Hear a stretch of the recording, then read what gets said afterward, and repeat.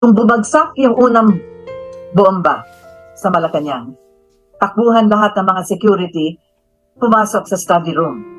Gumalaw yung mga chandeliers, gumalaw, nagyanig sa sahig. Andun din ako. So sabi ng security, "Ma'am, takbo na sa loob." So I ran together with them inside the study room. We were huddled there. Hindi ko na alam kung nasaan yung si Mrs. Marcos at siguro nasa ibang kwarto doon. Ngunit andun si President Edralyn Marcos seated sa kanyang desk.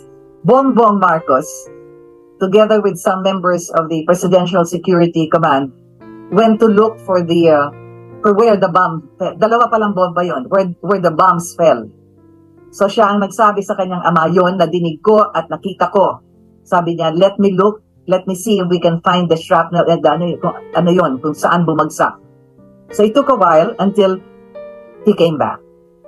Hawak niya at hawak ng mga ibang kasamahan niya na sa Presidential Security Command yung shrapnels. And then he said, "Dad, these are not issued by our army." And then he read, made by the United States of America. Yeah. So, marami siguro hindi nakaalam. Ngunit siya ang lumabas ng Malacanang para hanapin kung saan nahulog ang bomba. Ganon katapang siya dun sa moment na hindi siya nagkubli, hindi siya nagtago, hindi pumunta sa ilalim ng kama, kagaya nung may nangyaring nakaraang ganon. At siya, kasama ng mga sundalo ang naghanap at tiningnan kung saan bumagsak yung bomba na yon. I relate this as the story of a man who was not afraid.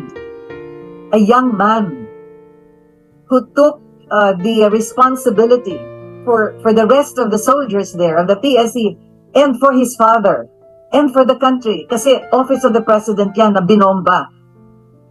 So, that is the story I have to tell. Firsthand, without any elaboration. Pero there at that moment, I saw how brave he was. And how he took the responsibility immediately of finding out ano ba itong tinapon dito sa Office of the President na yung binomba dito. So, that particular incident is part of the story that I'm telling now about this man, Bongbong Marcos Jr. Kaya nga nung in-interview ko si President Marcos sa Honolulu, nung tinanong ko siya, did you regret calling for a snap election kasi parang doon nagsimula? Hindi pa nga natatapos yung question ko. Sabi niya, of course not, because I won. So, would there have been any regrets? Alam mong sinagot niya, the betrayal of a friend. Yan, kaibigan niya ang Amerikano. Kaibigan niya si Reagan. Ang dami niyang, anyway, the betrayal of a friend. Iko-connect ko na rin yan sa mga friends niya na tumakwil sa kanya, kaya nga nagkaroon niyang EDSA na yan. Secretary of Defense, si Enrile, tapos pinsan niya, si General Ramos. And who now sits in Malacanang together with his junior, Juan Ponce Enrile, na siyang unang-unang nagsalita sa radyo na tinatanggal niya ang suporta kay Ferdinand Edralyn Marcos, si Junior.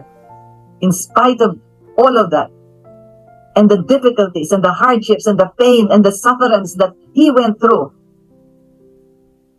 kinuha rin niya si Juan Ponce Enrile at diyan niluklok sa Malacanang bilang presidential advisor niya.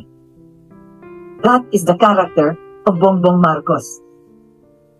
Kaming mga loyalista, napakahirap na sabihan kami na mag-rally kay Enrile at the time nung tinanggal siya ni Cory when he was Secretary of Defense. Naalala niyo, kinulong pa yan eh.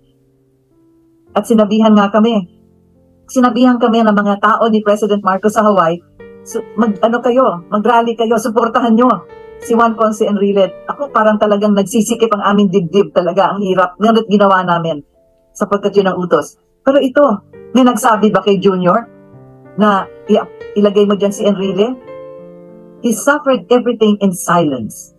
And in spite of that sufferance that he carried all those years, 37 years, hindi yan biro. Yung taong nagtaksil sa kanila, yan ang kanya ngayon, presidential advisor, dyan, kasama niya sa Malacanang. At ano ang ginawa ng Amerika? Kinasuhan kinasuhan ng kanyang ama. At kumbaga, hindi lang kanyang ama, but the Marcos, yan, na isang sindikato na illegal na nagpalakad ng Philippine government at nagnakaw sa taong bayan. Can you imagine how Bongbong Marcos Jr. felt? That all over the newspapers, in all of media, lahat yan, anong sinasabi? Nagnakaw kayo, nagnakaw kayo. Dinaanan niyang lahat yan. Until nagka-trial sa New York. At nilabas na naman yan. You have there the mightiest sword of justice, my goodness, accusing them of having stolen money from the people to buy buildings and all of this, to have deposits in Swiss banks at lahat. Anong nangyari? 395 documents, 95 witnesses, sa araw-araw na diniding, that you have the sessions in court. Every time Marcos Jr. would be there, hindi ba masakit pakinggan? Kagaya nung sinasabi ng prosecutor na babae, si Digre Livingston, ituturo yung daliri sa kanyang ina, nagnakaw kayo sa taong bayan. Hindi ba ang pakiramdam ng isang anak, kaisa-isang anak na lalaki na andun, naupo, hindi siya naupo kasama namin dun sa harapan, andun siya sa likod, ngunit nakikita niya kung anong pinagsasabi ng prosecution ng Amerika laban sa kanyang pamilya, sa kanyang ama, sa kanyang ina. Anong nangyari? Na-acquit.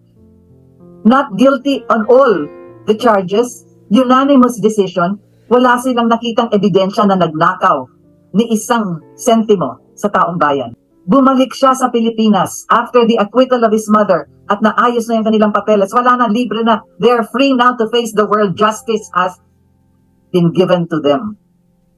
Nung nagkaroon ng konting celebration doon sa isang restaurant sa New York, nung na-announce yung acquittal, siya ang nagsalita. At yun na nga ang sinabi niya, that he respects the justice system of America. 980 criminal and civil cases dito na sa Pilipinas ang kanilang that they filed against them. Can you imagine that? And the PCGG was created as the first executive order of Mrs. Aquino. Executive order number 1, number 2, number 12, number 12A, at ano yan? Kunin lahat ng alam nila ng mga ari-arian ng mga Marcoses. How did Marcos Jr. suffer through all this? Did you hear anything from him? Did he say anything against all of those machinations, the rampage that they did against his family? He came home. Umuwi siya. Hindi siya natakot na humarap sa korte, sa mga korte ni Mrs. Aquino. Mga inappoint niya ng mga nasa justice system. He did not fear na makukulong siya. Wala siyang sinabi, wala siyang press statement na nakakatakot naman, kailangan dito muna ako sa Hawaii o sa ibang bansa. No, he came home. And then he entered politics again to tell the people na salamat sa inyong pagtaguyod sa amin, kayong mga nagloyalista sa aking ama at sa aming pamilya. Ilang episodes yan, he ran for governor, he ran for congressman, he ran for senator, natalo minsan, tumakbo ulit, run for vice governor until he ran for the presidency. Pero bit-bit niya ang backpack niya, yung 37 years ng paghihirap at yung pagdumi sa kanilang pangalan. And I should mention na doon sa New York kung saan nilalabas lahat yan, na-meet niya yung sa ating First Lady, si Lisa Cacho Araneta. She loved him despite the fact that there in New York, nilatag lahat ng mga kadumihan ng mga Marcoses ng Amerika nilabas doon. She loved him despite that and married him and is now his First Lady to this day. Kailangan tingnan natin yan. Ikaw ba? You have a beautiful career, you have a good career in New York, no less.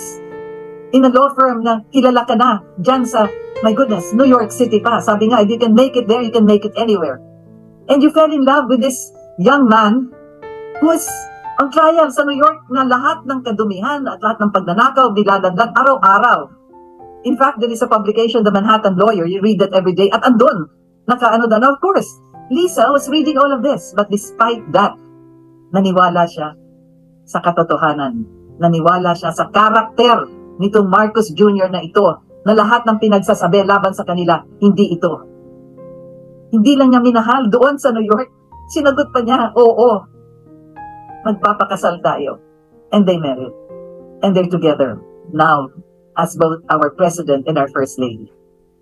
Hindi ko nasasabihin pa kung ano yung mga characteristics, etc. Yun na lang, I am just telling the story as I have seen it, as I have heard it, and I have known it personal. Nakita ko yan sa New York. So look at the character of this man now and see how he behaves. Itong hidwaan, itong mga sinasabi, ito si ganyan, ganyan, itong pinsan mo ganyan. Kung 37 years na talagang grabe ang batikos sa kanila, sa pamilya niya, wala kang nadinig na salita sa kanya. He kept his silence, but the language of his silence spoke 1,000,000 words. In fact, it spoke 31 million votes.